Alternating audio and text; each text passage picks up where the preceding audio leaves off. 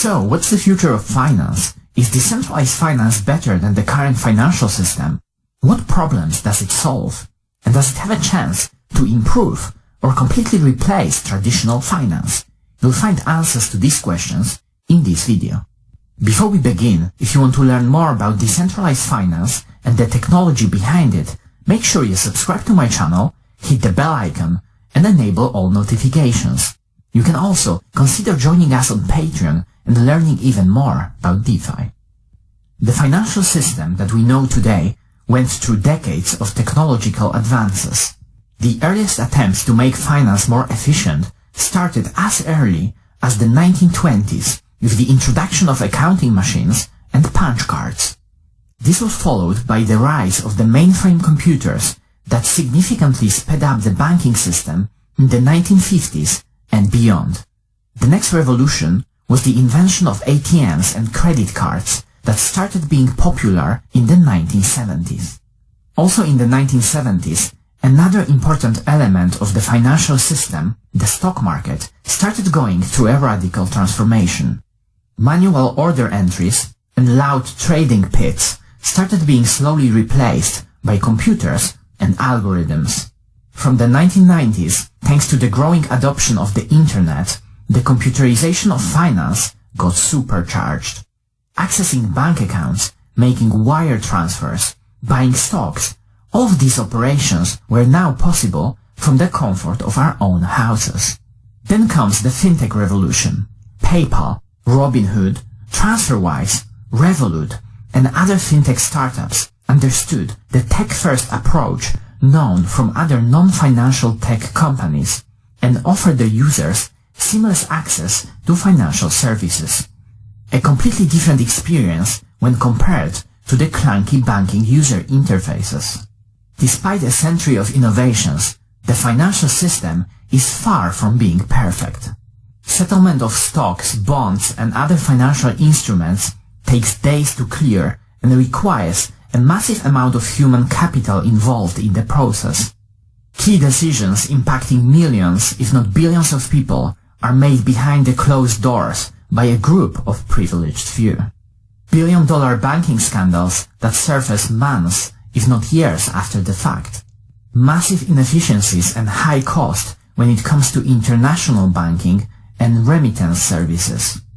Unequal access to financial services with billions of unbanked people across the globe. Banks hiring thousands of employees just to keep maintaining inefficient processes and being compliant with ever-changing banking regulations.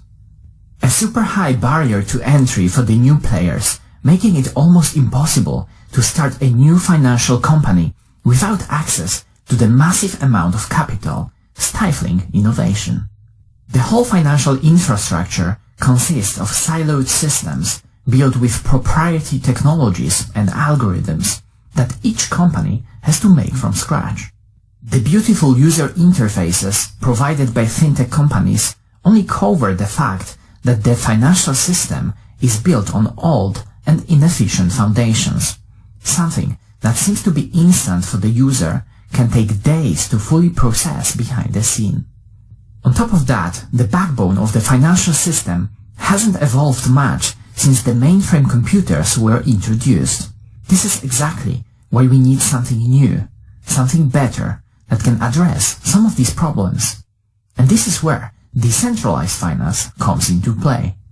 Instead of relying on old and inefficient infrastructure, decentralized finance, or DeFi, leverages the power of cryptography, decentralization, and blockchain to build a new financial system. A system that can provide access to well-known financial services such as payments, lending, borrowing, and trading in a more efficient, fair, and open way. Efficient, as all operations are settled almost immediately. It doesn't matter that counterparties may be in completely different geographic locations with inconsistent laws and regulations. On top of this, most of DeFi protocols can operate with no or minimal human involvement. Fair, as all services are completely permissionless and censorship resistant. Permissionless, as everyone with a browser and the internet connection can access them. There is no document verification, no need to provide income statements, nationality or race doesn't matter, everyone is treated in the exact same way. Censorship resistant, as no other parties can deny us access to these services. Even multiple bad actors cannot change the rules of a sufficiently decentralized system. Open, as everyone can build a new DeFi application and contribute to the ecosystem. In contrast to traditional finance, new applications can leverage the existing protocols and build on top of existing solutions. On top of that, everything is transparent and visible on the blockchain. Trading volume, number of outstanding loans, total debt, all of these can be reliably checked on the blockchain. Even better, these numbers cannot be tampered with. All of this is possible thanks to the invention of Bitcoin and Ethereum and their underlying technologies. In particular, Ethereum, as a smart contract platform, allows for creating any arbitrary financial applications. Because of these characteristics, Ethereum became a go-to blockchain for the vast majority of DeFi activities.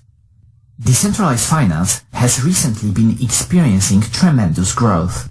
Some of the key metrics are total value locked in DeFi. This represents the value of all tokens locked in various DeFi protocols, such as lending platforms, decentralized exchanges, or derivatives protocols. This number has grown from less than $1 billion in April 2020 to over $32 billion in February 2021. Another important metric is the trading volume across decentralized exchanges. This figure has grown from around $500 million in April 2020 to over $50 billion in January 2021, a 100x increase. Total value settled on Ethereum has reached over $1 trillion in 2020. This is more than PayPal. And all of this is not only limited to cryptocurrencies that, as we know, can be quite volatile in nature. Stablecoins that track the value of fiat currencies, such as the US dollar, also experienced tremendous growth in the DeFi ecosystem. The market cap of USDC, a popular stablecoin in DeFi, went from less than $1 billion in April 2020 to over $6 billion in 2021. Another one, Dai, went from less than $100 million in April 2020 to almost $2 billion in 2021. Now, to understand the value proposition of decentralized finance even better, let's go through a few common problems in traditional finance and see how they can be addressed in DeFi. But before we do that, if you made it this far and you enjoyed the video, hit the like button so this kind of content can reach a wider audience. Let's start with the recent situation in the stock market, the famous GameStop saga. After discovering that GameStop stock, GME, was overly shorted by some of the hedge funds, users of a popular Reddit group, Wall Street Bets, started buying GME as they believed this could initiate a short squeeze that would result in hedge funds having to buy back the shorted stock, driving the price higher. At some point, Robinhood and a few other stockbrokers came up with a controversial decision to disable the possibility of selling GME and a few other stocks. A situation like this just wouldn't be possible on a decentralized exchange like Uniswap. There's no one who can disable or alter the trading capabilities of the platform.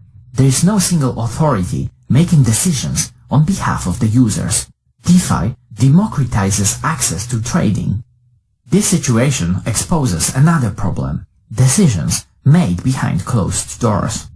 A group of people deciding to shut down trading, or maybe a bunch of bankers deciding what the best interest rate is for millions of people.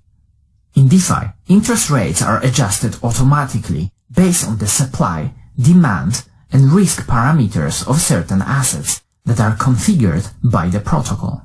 Even if some DeFi lending platforms allow for changing certain risk parameters, all decisions are publicly visible and changes are voted on by multiple people who govern the protocol.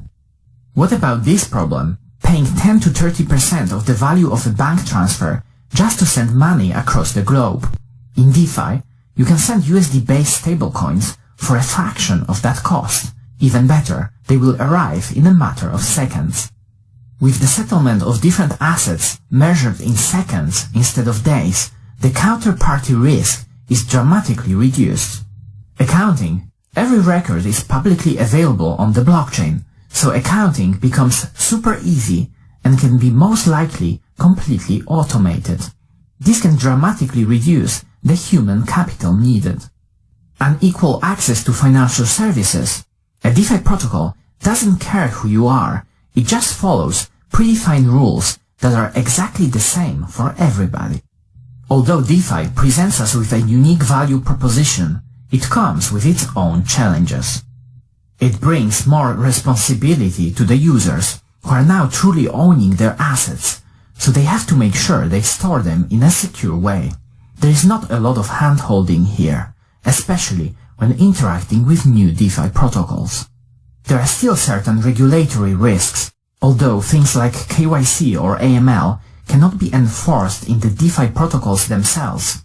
The regulator may try to force wallet providers or dev teams responsible for certain protocols to add KYC requirements to their user interfaces. Scaling is another issue that has to be tackled. The popularity of DeFi resulted in a tremendous demand for the block space on Ethereum. This in turn results in high gas fees for the users. It's not uncommon to hear about $10 or even $50 Uniswap transaction costs. Scaling is already being tackled by ETH2 and Layer 2 scaling solutions. You can learn more about it here. Hacks are another challenge of the DeFi space that make using certain protocols, especially the new ones, risky.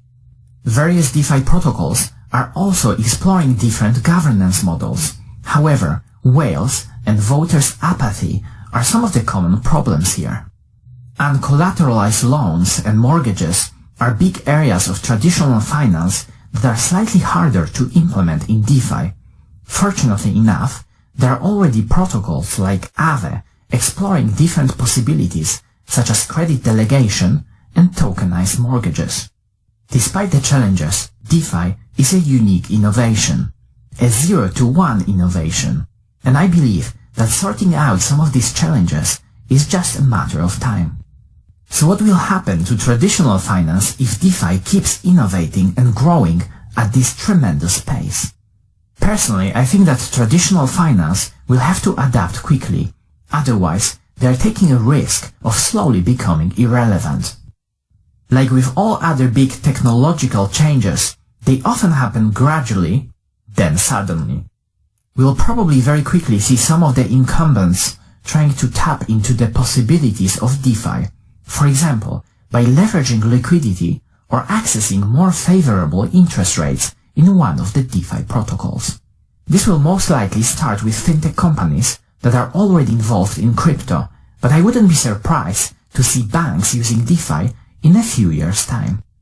There are also a lot of areas of traditional finance that can significantly benefit from moving into DeFi in the future. As an example, instead of going public on the stock market, companies could issue security tokens and take advantage of globally accessible liquidity. On top of this, people investing in these tokens could lend them out and make an extra yield on their investment, or use them as collateral for taking a loan. It's also very likely that DeFi will become a new backbone of the financial system. With simple user interfaces, most people will probably not even know they're using it, in similarity to how they don't know what is happening under the hood of their traditional trading application. At this point, DeFi will just become finance, more efficient, fair, and open finance. So, what do you think about the future of finance? How big will DeFi become? Comment down below. And as always, if you enjoyed this video, smash the like button,